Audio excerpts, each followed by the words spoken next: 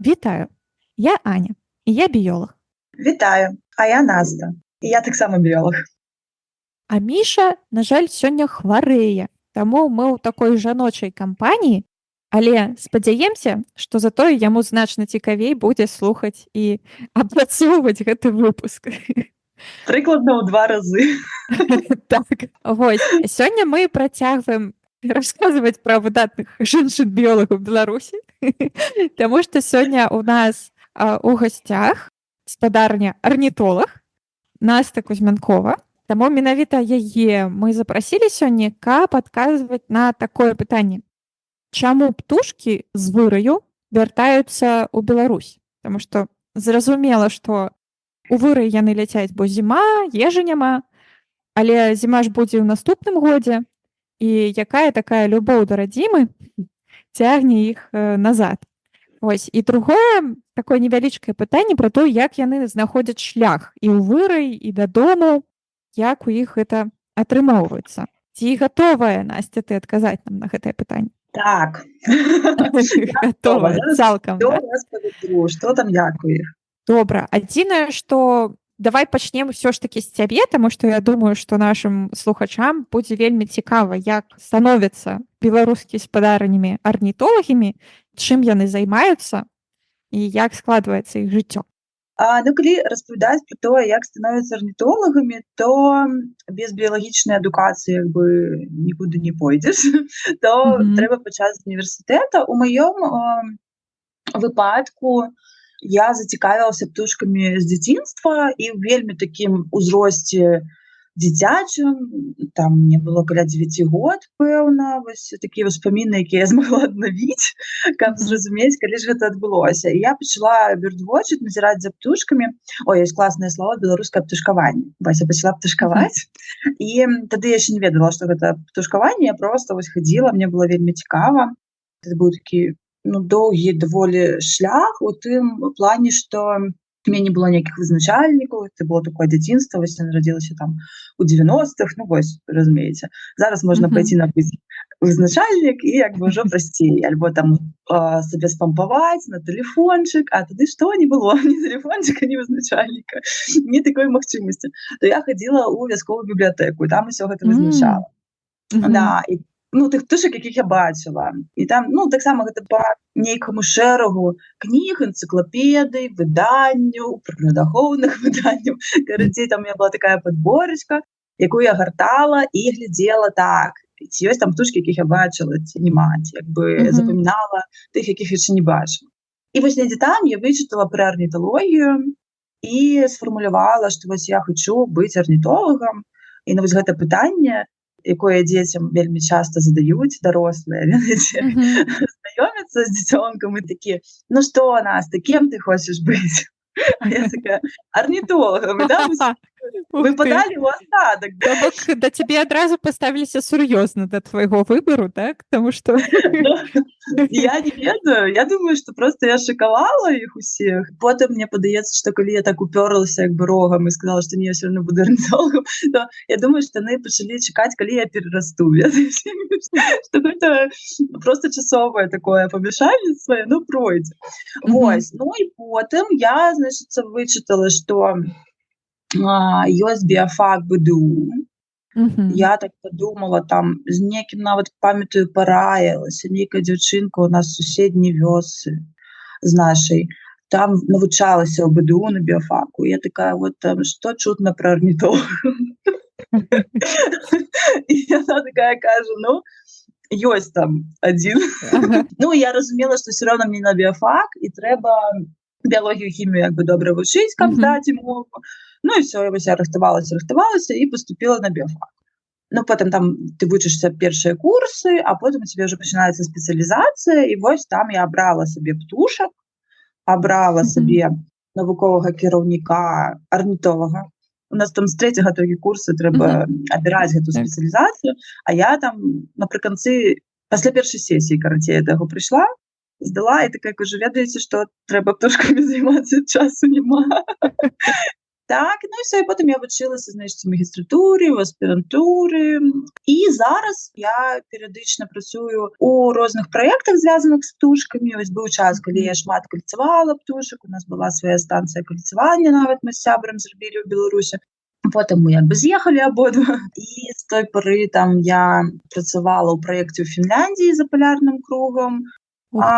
Так, я дапамагала, гэта быў адзін сезон, і мы там працавалі з вельмі цікавым куліком, хрустан, вось, і ён такая вельмі цікавая птушачка, прычым у Фінляндіі гэта не самая паўночная кропка, дзе яна жывець, вось, але як бы ўжо месца, дзе можна трапіць у такую тундру, у якую як бы ты заезжаешь, ведаеце, по асфальтавай дарозе. Вось, а не звычайна себе, як звычайна закидывают тебе ў расійскую, напрыклад, тундру на верталёце і потым забіраюць. Все равно мы жили в наметах, там и все.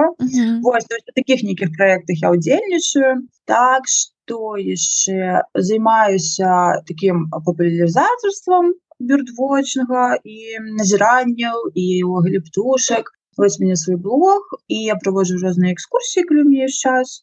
Птушиная тут зараз вось у Грузії, у Тбілісі і па Грузії таксама. Вось, у Беларусі я таксама таким займалася. Каму з вас пашэнціла быць у Тбілісі, далучайцеся. Ну добра, тады што? Тады час пераходзіць да нашага пытання. Навошта птушкі з выраю вяртаюцца ў Беларусь? Чаму і як? Вось такое іх жыццё, як бы. Ну, увогуле, калі задумвацца пра тое, навошта птушкі мігруюць, так, вось ляцяць большасць беларускіх птушак, ляціць яна ў Афрыку, хтосьці ў Індыю, але прям шмат ляціць у Афрыку. Ну, і вось падаецца, Афрыка, цёпленька, ежа ёсць, сядзі сабе, заставайся, вывадзі птушанят, не трэба нікуды цягацца. І магчыма, што спачатку так і было, там, першыя птушкі жылі ў Афрыцы. Але потым з'явіліся арабскія шэйхі. Нет, это было пазней. Але потым яны пачалі распаўсюджвацца, так, з гэтых вось цёплых. Ну, Афрыка гэта просто прыклад, та, з цёплых мясцін у больш умеранай, напрыклад, шыроты, на поўнач. Чаму?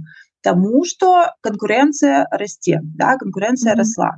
І у цёплых шыротах гэта зноў жа такі у нас у галаве стэрэатып, што там вось добра, як бы цёпленька і класна, і птушкі туды злятаюць у вырай, то бок усё добра. Але ж калі мы задумаемся пра вывядзенне птушанят і пра канкурэнцыю, то вось уявіце сабе, не даволі такі невялічкае месца, там выкінь Сахару, выкінь тое-сёе, і атрымліваецца, што на невялічкай тэрыторыі збіраецца шмат птушак. Ну што гэта? Значыць, цяжэй знайсці месца для гнездавання. Значыць, цяжэй шукаць ежу потым для птушанят. Як бы сябе яны яшчэ худа-бедна, я думаю, пракормляць там і круглы год, але ёсць пытанне, як пракарміць птушанят, і ў розных відаў птушак гэта розная колькасць, і там можа быць 5, напрыклад, у гнездзе, у кагосьці 10. Вось, зноў жа, цёплая краіна, гэта значыць, што там большая колькасць розных хвароб, а мы ўжо зразумелі, што птушак шмат на гэтай тэрыторыі скапілася ўжо. І папуляцыя гэта для яе характэрна, што калі высокая шчыльнасць арганізму, то атрымліваецца, што верагоднасць таго, што ты захварэеш нейкай хваробай, што яна вельмі хутка распаўсюдзіцца па папуляцыі, яна расце.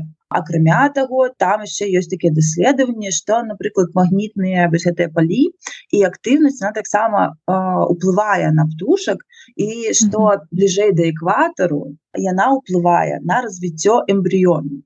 І што гэта так, што там у пэўныя ёсць перыяды, калі як бы такое надвор'е, карацей, з дажджамі, з маланкамі, і вось гэтыя маланкі, там, дзе яны б'юць, то магнітныя гэтыя палі, яны як бы актыўныя становяцца больш. І гэта можа нават, ну, эмбрыён можа нават загінуць.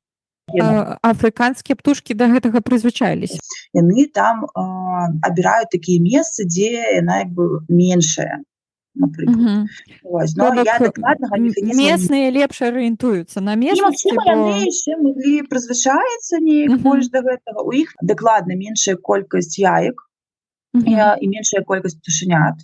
Вось, там часта гэта можа быць 3, 2, ну, 4, магчыма, а ў нашых вось у сярэдніх гэтых шыротах, то там, ну, яно стартуе з 5, я Ну, думаю, яно у ж, яно ад чаго залежыць? Ад таго, што проста не ўсе выжываюць, так? То бок, таму Гэта гэта зноў так. жа, гэта вось вынік таго, што яны сталі гнездавацца на, ну, на поўначы, на паўночней, чым гэта было ў арыгінале, Мгм. то яны змаглі павялічыць колькасць птушанят за кошт Мгм. таго, што менш канкурэнцыя ў пошуку ежы. Ага, то бок так. Менш птушак, больш Мгм. ежы, больш птушанят. І гэта, зноў жа, прычына, чаму частка птушак ляціць з якой-небудзь Аўстраліі альбо там Новай Зеландіі у Мгм. арктычныя шыроты, паўночную поўнач, каб там у гэтыя там 1,5 месяцы, 2 месяцы цепла і лета такога суровага арктычнага вывесці сваіх птушанят. Таму што, зноў жа, вельмі нізкая канкурэнцыя, і вось яны як бы адбор, эвалюцыя. Хтосьці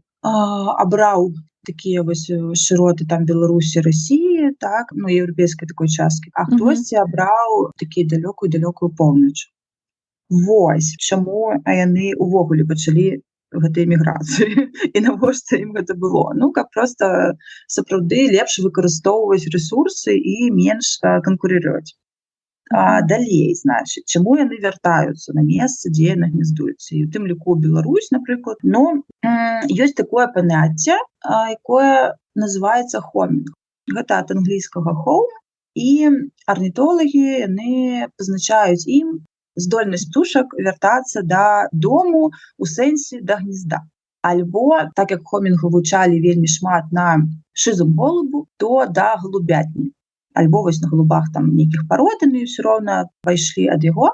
Вось, то гэта вяртанне альбо да гнезда, альбо да голубятні іх, калі вось ты некуды птушку вывез. І былі такія эксперыменты, і вось і шмат яны рабіліся. З таго часу, калі пачалі птушак кальцаваць, людзі зноў жа сталі, ну, змаглі як бы адсачыць, ці тая самая гэта птушка ці не, вярнулася да гнезда, і вось яны сталі адвозіць птушак, напрыклад, ад гнезда у перыяд гнездавання, калі там былі яйкі альбо птушаняты. І ў такі час зразумела, што птушка вельмі мае вельмі вялікую матывацыю, каб вярнуцца Мгм. да гнезда. І сапраўды яны вярталіся і даволі хутка знаходзілі гнездо. І калі, напрыклад, да голубоў, то, ну, нават звычайныя людзі, так, усе ведаюць, што яны добра арыентуюцца і могуць Так. вярнуцца да свайго там дома за проста сотняў кіламетраў, адвязі іх куды-небудзь там невядомае ім месца, і яны вернуцца там праз некаторы час. Вось гэта хомінг. Вось я калі Так. ўяўляю сабе гэтую галубіную пошту, я не Так. магу зразумець, як можна было голуба з нейкім лістом некуды там адвезці, Так. выпусціць, і потым Ну, ён вот яно, вярнуўся. вот яно на хомінгу, бачыш, і было, як Ага. бы. Ты ж ехаў куды-небудзь, князь, Ну. які-небудзь, напрыклад, Мгм. браў з сабой же сваіх голубоў, са сваёй же ж голубятні, у скрыначку там карміў іх, паіў, і Як яны потым потым знаходзілі шлях, то бок яны ж ехалі яшчэ ў закрытай скрынцы, то бок пабачыць дарогу там немагчыма. Як гэта працуе? Так, паварочвалі направа, налево, направа, налево. Там у Гуля, скрынцы записывай. кіпцюром так пазначана. На сцяне такія, на это. На самой справе механізмы гэтыя вельмі складаныя, і ўсё яшчэ не да канца даследаванае. Значыць, што зараз навука нам кажа? Птушкі арыентуюцца па некалькім відам компасаў, і што ў іх у галаве ёсць мапа. Як бы вось як мы, да? Калі б нас закінулі ў нейкі лес, і нас бы не было з сабой смартфона, напрыклад, Ага. альбо там у якіх-небудзь спаборніцтвах па арыентацыі удзельнічалі, так, у лесе, альбо, не ведаю, у гарах, то што б нам далі? Нам далі компас і мапу. Было б трэба адсочваць свой напрамак, куды мы ідзем. Навукоўцы прыйшлі да высновы, што ў птушак усё прыкладна так, што яны маюць некалькі компасаў, і ў іх ёсць нейкае разуменне, як гэты курс, нават магчымасць і здольнасць падтрымаць гэты курс. Бо яны, вельмі шмат мігрантаў, у іх няма ніякага як бы кантакта з тым месцам, дзе яны, куды яны летуць, да? Гэта не птушка, якая, напрыклад, на гнездзе, можа, яна там адскочыла ў суседні кусцік знайсці якую-небудзь казурачку і вярнулася. І напрыклад, яна запомніла свой куст, Ну, да? так. Мы так можам сабе падумаць. А вось калі ты ляціш з Беларусі ў Афрыку, там так не атрымаецца. З Беларусі Афрыкі не бачна, як ні круці. Калі мы пагуглім і пачытаем самыя простыя якія-небудзь артыкулы, то там нам скажуць, што птушкі арыентуюцца па сонцу, па зоркам, па магнітным палям, Вось як бы 3 такіх будзе варыянты, і будзе сказана, што яны робяць мікс з усяго з гэтага, і што дакладна яшчэ ўсё роўна нічога не вядома. Калі трошкі паглыбіцца, то сапраўды гэтыя 3 інструменты, але гэта будзе вельмі залежаць ад віда птушкі. І розныя навукоўцы вось яны вывучаюць эту навігацыю і арыентацыю птушак у прасторы на розных відах і прыходзяць часам да розных высноў. Так што адзін від там птушак выкарыстоўвае больш сонца і там дэзарыентуецца, напрыклад, калі яму пакінуць толькі магнітныя палі. То бок калі воблачна, хмарна, то ён не ляціць у Афрыку. Калі хмарна, дарэчы, гэта ім не замінае, бо яны ўсё роўна могуць бачыць гэты сонечны свет. Нават па-за аблокамі яны могуць зразумець, дзе сонца. Вось такі ў іх зрок. Таму што, канешне, ім трэба зразумець, да, там, што на ўсходзе сонейка паднялося, там у сярэдзіне дня у, напрыклад, паўночным паўшар'і 12 будзе роўненька на поўдні атрымліваецца. І вось, яны за гэтым як бы і сочуць. І з дапамогай гэтага разумеюць, якая частка света, у якім напрамку яны як бы ляцяць. І прычым яны не карыстаюцца сузор'ямі, а яны карыстаюцца вось гэтым варочаннем неба, што ўноччу яны як бы глядзяць на палярную зорку. І як кут, пад якім неба варочаецца адносна гэтай зоркі. І вось як бы днём з сонцам тое самае. Яны таксама на гэта ўсё глядзяць. Прычым выяснілася, што яны навучаюцца. І, напрыклад, калі юныя птушкі з'яўляюцца на свет, то ім трэба некаторы час там па ваколіцах палетаць і сабраць інфармацыю, пра тое месца, дзе яны знаходзяцца, каб потым туды вярнуцца, напрыклад. Гэта не тая здольнасць, якая іх генетычна закладзена.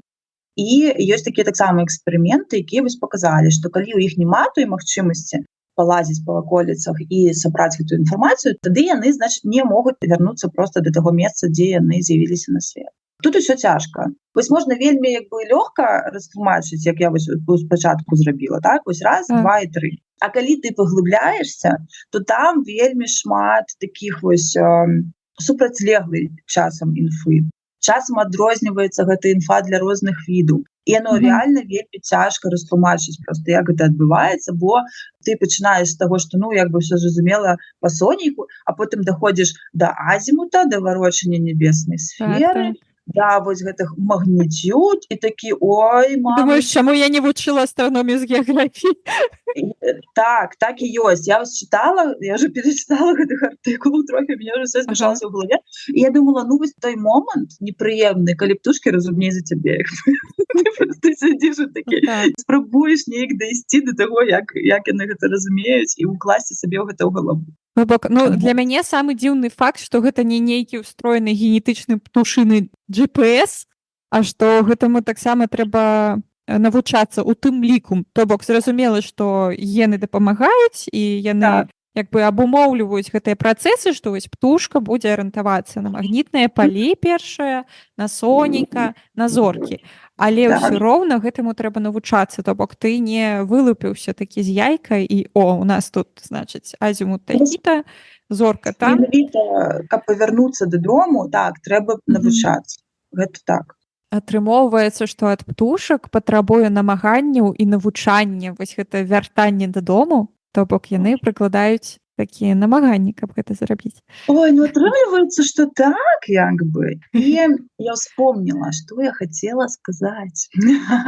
Я хацела сказаць, што птушкі, яны як бы таксама, у іх ёсць вось такая уроджаная здольнасць ляцець, напрыклад, у вырай, але, зноў жа, навукоўцы цікавіліся, а як? Тым больш, што ўжо навуковы факт, што ў вялікай колькасці птушак маладыя птушкі ляцяць асобна ад дарослых птушак. Нема такога, што яны ляцяць, і там нехта дарослы ім паказвае дарогу. Не. Як бы ўсё, выраслі самі. Сепарацыя там лепей, чым у людзей, ведаеце? Слухай, разбіваеш стэрэатыпы мне зусім. А як гэтыя вось трохкутнікі гусей, якія ляцяць там па небу? Там жа ёсць і дарослыя, і маладыя, ці не? У гусей магчыма, што яны ляцяць разам, трэба паглядзець. Вось у белага буслана, напрыклад, не ляцяць яны разам. То бок я такі сам па сабе. ужо адлетаюць як бы дарослыя, а маладыя недзе толькі ў верасні злятаюць. Вось гэта факт, гэта тое, што я Нічога памятаю. сабе. Пра гусей я вось ніколі не цікавілася. Журавы, дарэчы, так, яны ляцяць і дарослыя, і маладыя, яны ўвогуле як бы Ага. трымаюцца. Слухай, так Шэры цікава. жоры. Журавы, яны ж, ну, як бы, у маім уяўленні яны блізка да буслоў, але журавы вось навучаюць адзін аднаго, а буслы не хочуць, да? Розная стратэгія. І я Ага. думаю, што як ой, гэта можа быць некарэктна сказаць, што яны прям навучаюць, бо я думаю, што малады жораў, ён і сам даляціць да таго Ізраіля. Напрыклад, вось нашы беларускія журавы туды некуды будуць накіроўвацца. Зноў жа, таму што у яго ёсць вось генетычная інфа. Але гэта вельмі, вось калі перакласці на такі простую чалавечую мову, то гэта калі у цябе ёсць мапа, але яна, ведаеце, калі табе сябра напісаў вось такую мапу, як нешта знайсці, і такі, значыць, 3 дні ляці ў гэтым напрамку. Потым паверні направа і ляці ў гэтым напрамку 1 дзень. Потым паверні налева, ляці яшчэ палову дня і сядай. Гэта будзе месца тваёй зімоўкі. Вось у маладых птушак навукоўцы так тлумачаць, што неяк так у іх гэта інфармацыя закладзена. І, канешне, могуць быць багі, як бы, калі у цябе такая, ведаеце, прылада, якой ты карыстаешься, але яна яшчэ не надта такая добра даробленая. Яшчэ першую версію табе далі, і ты такі незразумела, канешне, дакладна. А вот дарослыя, яны на сваём досведу гэтую мапу з яго дапамогай могуць удакладняць. І з кожнай міграцыі гэта мапа, яна становіцца ўсё больш як бы дакладнай. Гэтым таксама можна растлумачыць, чаму вось у час міграцыі часам маладыя птушкі нейкіх дзіўных, нехарактэрных для краін відаў могуць туды залетаць і з'яўляцца там. Ну вось таму, што іх такая мапа, як бы яны могуць памыляцца, могуць апынацца не зусім там, дзе, можа, яны планавалі апынуцца. Ну вось зараз была ж такая навіна пра бусла, напэўна, так, які заляцеў у Партугалію, такі. Упс, а ў мяне і візы-то няма. Гэта рэальна часта, калі гэта маладая птушка, і вось гэта можа яно і тлумачыць, што, канешне, калі ты такому, як бы, апісанню ляціш, ну, яно можа быць троху складана. Ой, ну, вельмі цікава, што, якая ў мяне зараз карціна склалася, гэта тое, што у птушак ёсць, значыць, генетычная мапа, нейкі накід мапы ў галаве, калі яны нараджаюцца, пра тое, што там праз 2 сотняў павярніце налева. Так? Але каб карыстацца гэтым устроеным GPS-ам, трэба навучыцца ім карыстацца, так же, як і нам.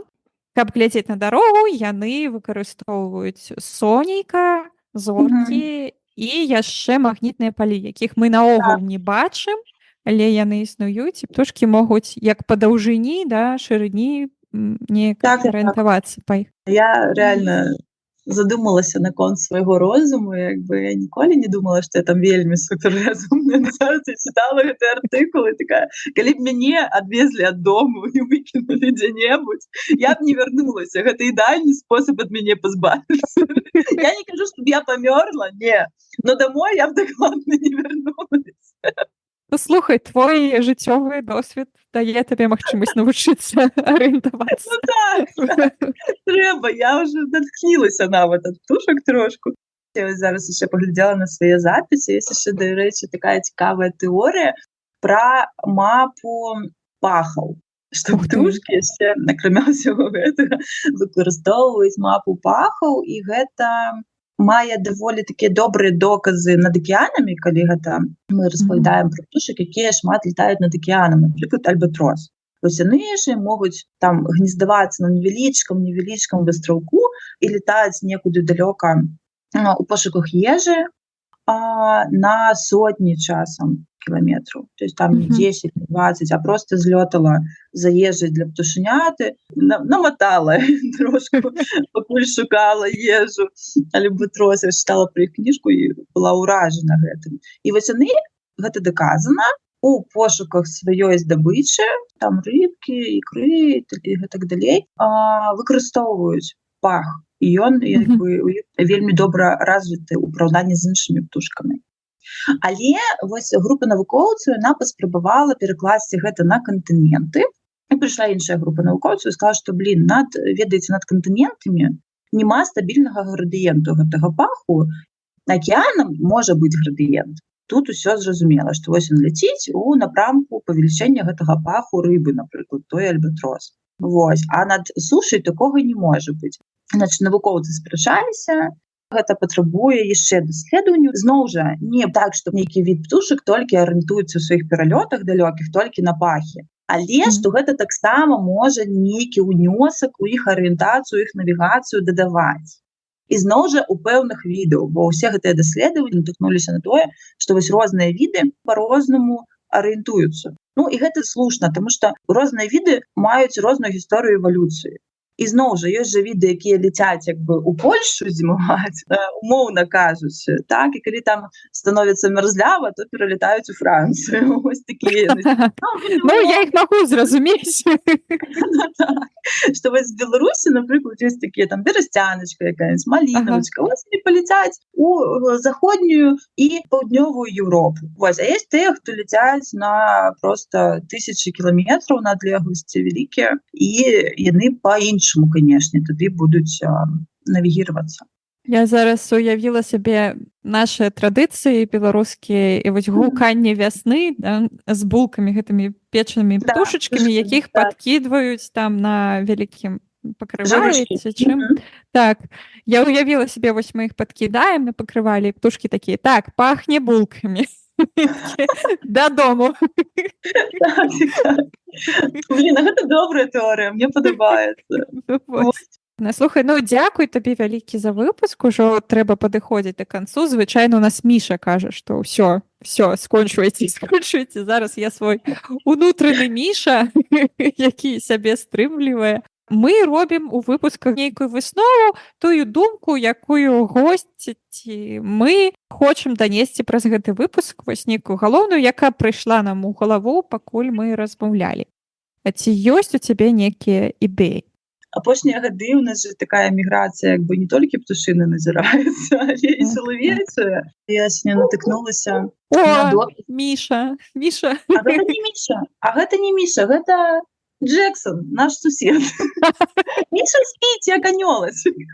Так, а я паясняльная брыгада, мы размаўляем пра сабак, якія ў нас брэшуць на заднім фоне. Так. Ну і вось, я магла б такую падвесці мараль, што было б добра, калі б гэтыя птушачкі з часам маглі б вярнуцца ў Беларусь. Вось, і атрымліваць на свае родныя мясціны, як гэта робяць птушкі кожны год. Купінкі, так, на купінку ў балосе. Так, на свае купінкі родныя ў балосе, так. Ось, па якім я ўпэўнена, што кожны з нас сумуе. Дзякуй вялікі, было вельмі цікава з табой паразмаўляць. Я ўпэўнена, што слухачам і Мішы будзе таксама вельмі цікава паслухаць. Мы дадзім усе спасылкі у сваіх аккаунтах на Насцю. Яна таксама праводзіць курс па птушкаванню. Вось вельмі цікавы, таму далучайцеся, глядзіце і да сустрэч. Дзякуй вялікі, да пабачэння. Да пабачэння.